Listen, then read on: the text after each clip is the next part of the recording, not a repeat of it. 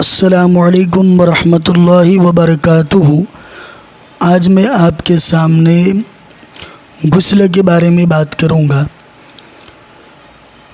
غسل میں کتنے فرض ہے، سنن ہے، اسی طرح مستحب ہے، مکروہ ہے، واجب ہے، تو اس کے بارے میں آپ سے بات کروں گا۔ سب سے پہلے میں بتاتا چلوں آپ کو کہ غسل کہتے کس کو ہے، یعنی عربک الفاظ میں غسل کے کیا معنی ہے۔ تو میں آپ کو بتاتا چلوں کہ غسل کے معنی ہے بات یا دھونا، یعنی کہ دھونا، یہ غسل کا مطلب ہے۔ پورا مطلب لینے جاوے تو ہم آپ کو بتاتے چلے کہ غسل کہتے ہیں پورے جسم کو اس طریقے سے دھونا کہ جسم سے گندگی ختم ہو جائے، جسم سے گندگی کیا ہے، بالکل ہی ختم ہو جائے۔ اس کا نام ہے کیا، غسل، اس کو کہتے ہیں غسل۔ اب ہم آپ کو لے کر چلے آگے، بتائیں گے کہ غسل کا طریقہ کیا ہے، یعنی غسل ہم کیسے کریں تو غسل ہوگا۔ نمبر 1، نیت کرنا طہارت کی، یعنی پاک ہونے کے لیے نیت کرنا کہ میں پاکی حاصل کرتا ہوں۔ نمبر 2، ہاتھوں کو 3 بار اچھی طرح دھونا۔ نمبر 3، شرمگاہ یعنی پرائیویٹ پارٹ کو اچھی طرح دھونا۔ نمبر 4، مکمل وضو کرنا۔ نمبر 5، جسم کے سیدھے حصے یعنی کہ داہنی جانب داہنا جو ہاتھ ہے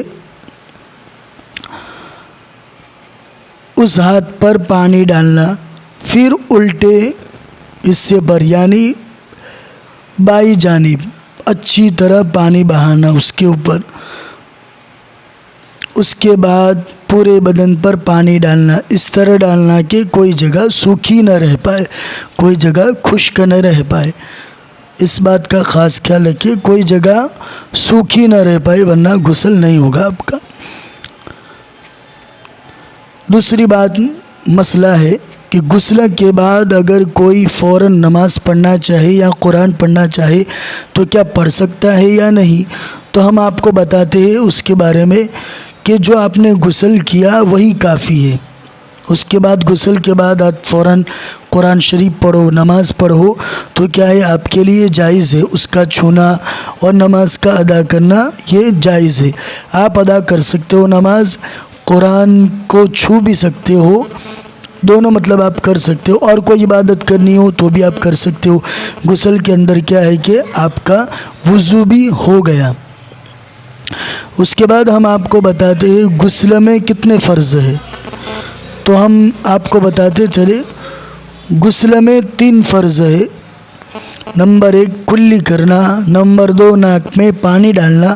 نمبر 3، پورے باڈی پر ایک بار پانی بہانا کہ کوئی جگہ سوکھی نہ رہ جائے۔ اس طرح کیا ہے پورے بدن پر پانی بہانا، اور پانی بہانے کے ساتھ ساتھ اس کو ملنا، رگڑنا، اچھی طرح اس کو دھوئے اپنے ہاتھوں سے تاکہ جو ناپاکی لگی ہے ادھر ادھر وہ سب دھل جائے اور اچھی طرح کے پاک صاف اور غسل مکمل آپ کا ہو جائے۔ اس کے بعد ہم آپ کو لے کر چلیں گے اس ٹاپک پر کہ غسل میں سنتیں کتنی ہیں، تو ہم پہلے نمبر پر بتائیں گے بسم اللہ پڑھ کر شروع کرنا۔ نمبر 2، غسل کے پہلے 3 مرتبہ ہاتھ دھونا، غسل شروع کرنے سے پہلے 3 مرتبہ ہاتھ دھونا۔ نمبر 3، شرمگاہ یعنی پرائیویٹ پارٹ کو دھونا۔ نمبر 4، وضو کرنا۔ اس کے بعد ہم بتائیں گے آپ کو غسل مستحب کب ہوتا ہے۔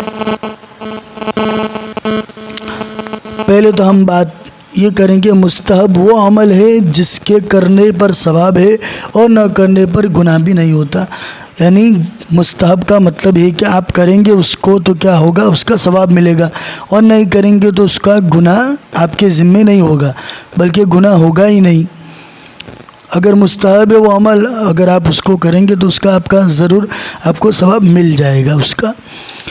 تو مستحب غسل کب کرنا ہے؟ نمبر 1، جمعہ کے دن، جمعہ کے دن غسل کرو گے تو وہ مستحب غسل شمار ہوگا۔ نمبر 2، میت کو غسل دینے کے بعد، یعنی میت کو غسل دیا آپ نے، اس کے بعد آپ نے نہا لیا تو وہ کیا ہے، مستحب ہے۔ نمبر 3، حج یا عمرے کا احرام پہننے سے پہلے جو آپ غسل کریں گے وہ مستحب ہے۔ نمبر 4، عیدین کے دن یعنی دونوں عیدوں کی جو غسل کریں گے آپ تو وہ غسل کیا ہوگا؟ مستحب ہوگا، اس کا کرنا اچھا ہے، اس پر ثواب ملے گا، اور نہیں کریں گے تو گناہ بھی نہیں ہوگا۔ اس کے بعد ہم آپ کو بتاتے چلیں گے انشاءاللہ کہ غسل میں مکروہ عمل، یعنی کس عمل سے غسل مکروہ ہو جاتا ہے، یعنی غسل کرنا مکروہ ہو جاتا ہے۔ تو نمبر 1 بتائیں گے، حد سے زیادہ پانی بہانا، اسراف کرنا، یعنی پانی کو زیادہ بہانا۔ غسل کر لیا ہے، ضرورت نہیں ہے، پھر بھی اس کو بدن پر ڈال کرتے، تو یہ کیا ہے؟ غسل حد سے زیادہ کرنا، پانی بہانا مکروہ ہے۔ نمبر 2 گندی جگہ پر غسل کرنا، کوئی جگہ گندی ہو تو ایسی جگہ پر وہاں پر غسل کرنا، تو یہ بھی مکروہ ہے۔ نمبر 3 کھلی جگہ پر غسل کرنا، ایسی جگہ پر جہاں جسم کو چھپا نہ سکے، یعنی ہم ایسی جگہ پر غسل کر رہے ہیں جہاں پر غسل مطلب کر ہی نہیں سکتے، وہ جگہ ہی ایسی ہے، لوگ آتے جاتے ہیں، لوگوں کا دیکھنا ادھر ادھر ہے، تو وہاں پر کیا ہے؟ ایسی جگہ پر غسل نہ کریں، وہ جگہ مکروہ ہے۔ اسی طرح ہم آگے بات کریں گے آپ سے غسل کب واجب ہوتا ہے۔ تو نمبر 1 ہے جنابت، یعنی نیند یا بیداری میں منی کا خارج ہونا، یعنی منی کا نکل جانا، یا جماع یا بنا جماع کے اس سے غسل ٹوٹ جاتا ہے، یعنی منی کا نکل جانا جنابت کی حالت، یعنی کہ نیند میں ہو یا بیداری میں ہو، منی نکل گئی تو آپ کیا ہے؟ غسل واجب ہو جائے گا، وہ غسل ٹوٹ جائے گا، آپ کو غسل کرنا ہی پڑے گا، غسل واجب ہوتا ہے، اس سے کیا ہے؟ غسل واجب ہو جاتا ہے۔ احتلام، خواب میں منی کا خارج ہونا، یعنی احتلام ہو جاوے، نیند کے اندر سویا ہوا تھا، خواب آیا اور اس کو کیا ہے؟ منی کا خارج ہو گیا، یعنی منی خارج ہو گئی تو اس سے کیا ہو گیا؟ غسل واجب ہو جائے گا۔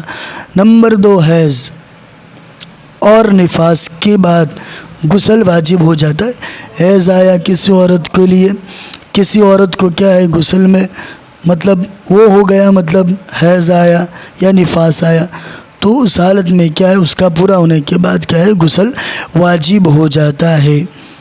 تو یہ دونوں عمل جو بھی ہوں گے مرد اور عورت کے حساب سے، دونوں کے حساب سے، تو جب بھی یہ عمل پیش آئیں گے تو فارغ ہو جاتے ہیں، فوراً اس کے بعد کیا ہے؟ نماز پڑھنے کے لیے، قرآن شریف کو چھونے کے لیے، ان سب کے لیے کیا ہے؟ غسل واجب ہو جاتا ہے۔ نمبر 3 موت کے بعد۔ نمبر 4 جب کوئی کافر اسلام میں داخل ہوتا ہے اس کے بعد کیا ہے؟ غسل واجب ہو جاتا ہے، اس پر بھی کیا ہے؟ غسل واجب ہو جاتا ہے۔ تو یہ کیا تھی باتیں؟ غسل کب واجب ہوتا ہے اس کے بارے میں آپ سے بات کہی۔ تو یہ کیا ہے؟ چند باتیں تھی جو غسل کے متعلق تھی، فرض، مستحب، سنت، مکروہ، واجب، اس طرح میں نے آپ کے سامنے باتیں رکھی جو غسل کے بارے میں باتیں تھیں۔ تو اس کو دیکھیے گا انشاءاللہ اور اس کے سنیے اور اس کو دھیان میں رکھیے، جب بھی غسل کا وقت ہو، غسل کرنا ہو تو ان باتوں کا خاص خیال رکھے، اپنے بھائیوں کو بھی سکھائے، اسی طرح اپنے گھر والوں تک بھی اس بات کو پہنچائے، انشاءاللہ بہت بڑا فائدہ ہوگا، اور اس پر عمل کرنے کی کوشش کرے۔